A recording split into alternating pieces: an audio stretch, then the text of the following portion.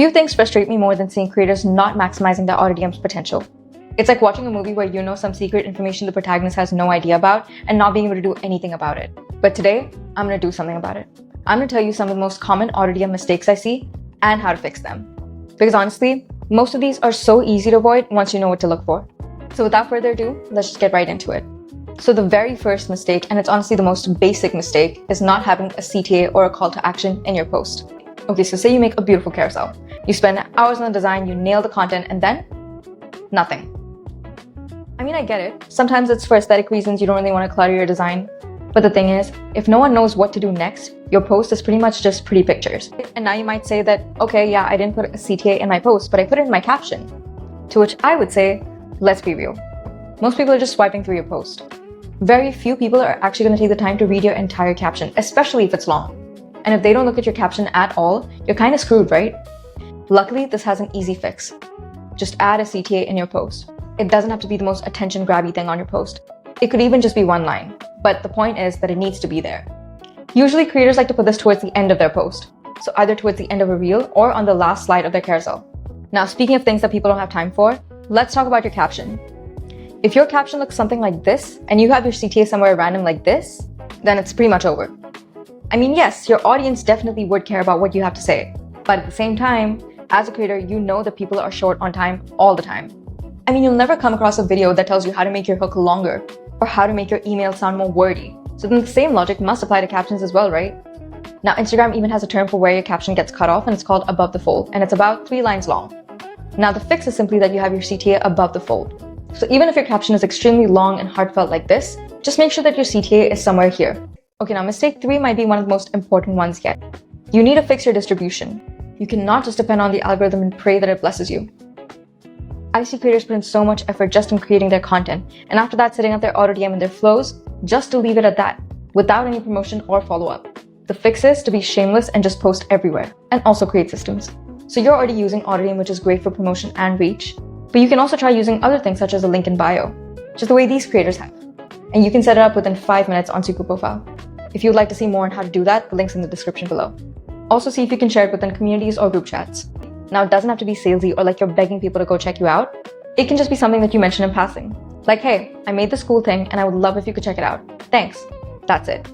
Straight to the point, direct, and not annoying. Now, if you post every day or super frequently, this could get annoying, but honestly, it kind of depends on your content too. What I mean is, if your favorite musician put out a new track every 2 weeks, would you complain? No, you would say thank you. Same logic here. Okay, so now let's talk about mistake number 4, which is confusing or random triggers. Okay, so I see this sometimes, and I don't actually think creators understand how badly this affects them. But if your AutoDM keyword is something that no one is ever going to type, guess what? No one's going to type it. I mean, think about it from your audience's perspective as well. If you ask your audience to comment something embarrassing or sus, people are also aware that others can see their comments. Especially now on Instagram with the whole friends feature on Reels, people are very aware that all of their actions are pretty much public. I also do understand finding your tribe and trying to grow a like-minded audience, but even then, it just works in your favor to have something easier to write. Similarly, if people are confused about what to type or if you have 5 different CTAs in one post, again, this can really impact how many people will actually comment on your post. So again, the fix is very obvious, one clear CTA that people will actually type out. Now, if mistake 4 was over-personalizing your CTA, then mistake 5 is not personalizing your AutoDM copy at all.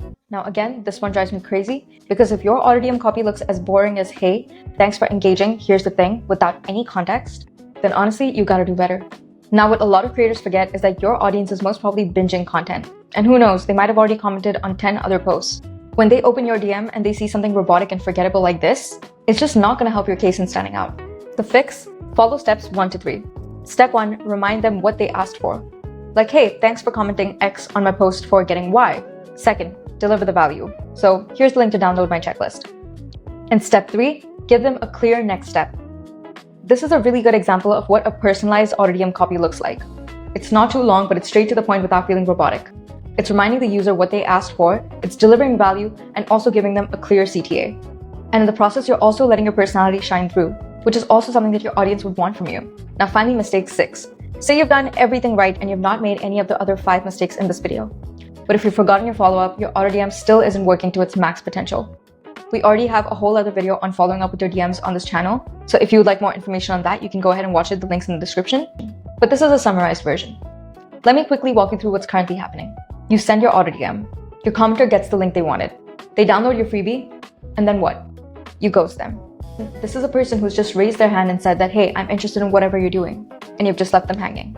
This is actually worse if they don't actually download your freebie or even open your message. Luckily, our AutoDM does have a solution for this, and all you have to do is set up a simple follow-up sequence. Again, there's a much more detailed video on how to do this in the description below, but I would recommend just having a simple follow-up sequence like this that just politely reminds or nudges your user about what they were interested when they first commented on your post, or keeps in touch with them after they've gotten your freebie, which ultimately helps you build a better relationship with your audience. Most creators treat AutoDMs like a one and done sort of transaction, but the real value is in the relationship that you build with them after that first transaction.